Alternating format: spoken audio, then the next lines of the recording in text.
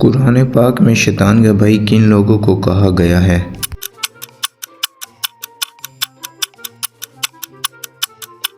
सही जवाब फजूल खर्च। चलें बताएं वो कौन सा मुल्क है जिसमें रात नहीं होती?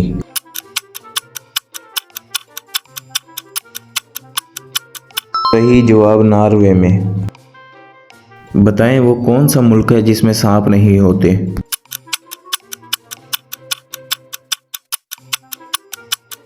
सही जवाब है आयरलैंड में। दुनिया के कौन से मुल्क में सबसे ज़्यादा सोना पैदा होता है?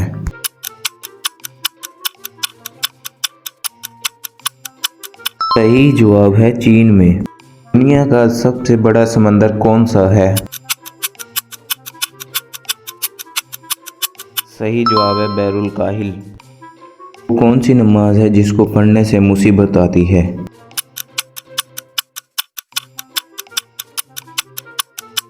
सही जवाब है दिखावे की।